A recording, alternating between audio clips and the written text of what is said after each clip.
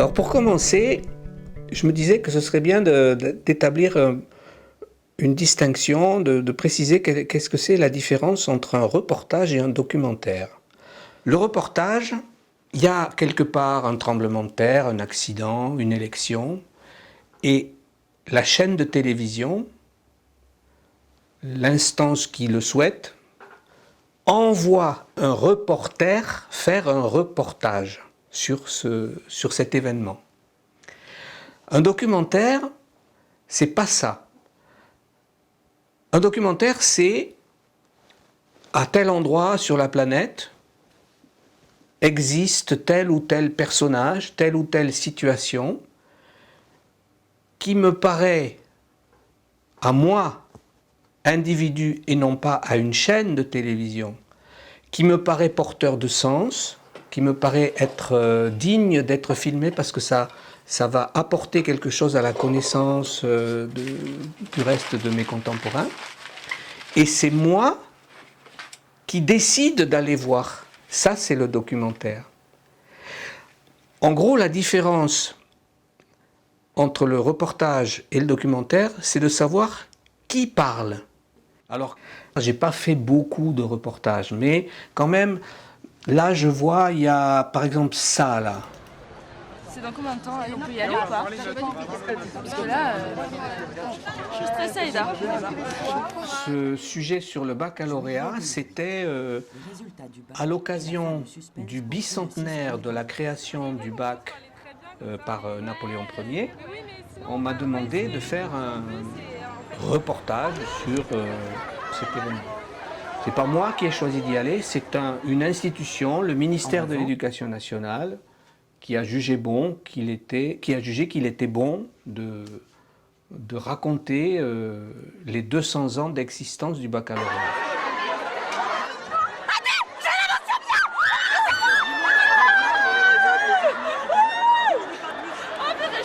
En revanche, des exemples de documentaires, alors là c'est ce que j'ai fait le plus souvent dans ma vie, par exemple ça, c'est un truc que j'ai fait tout récemment, qui s'appelle Extension du domaine de la culture. Voilà. J'aime arriver dans un lieu, je me prépare, en même temps je me prépare dans ma tête aussi, et après je pars dans la soirée et à un moment donné les choses peuvent m'échapper comme ça et les gens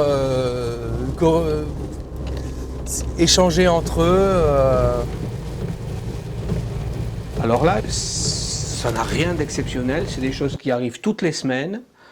Mais ça m'a paru intéressant parce que ce sont des gens qui, dans les milieux, dans les domaines, dans les champs du cinéma, du théâtre, de la musique, essayent de mettre en place des choses qui ressemblent à ce qu'on appelle les circuits courts en matière d'alimentation. Ah mais oui, j'étais avec...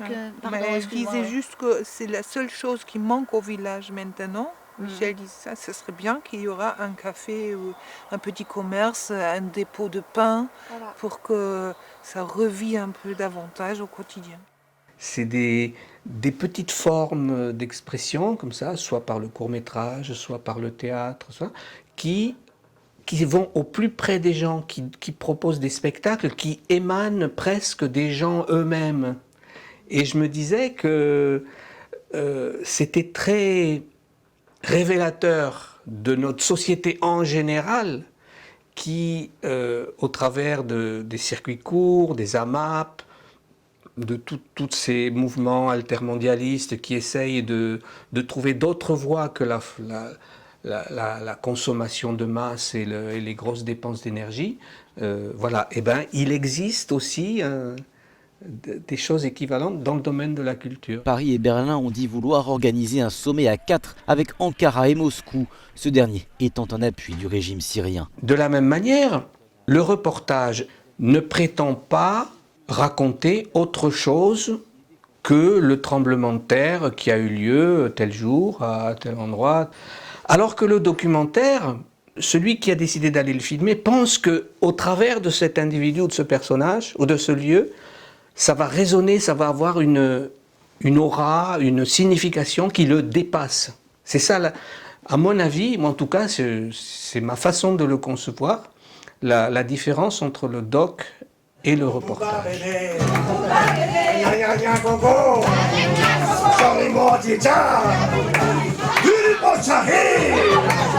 사촌꾼이모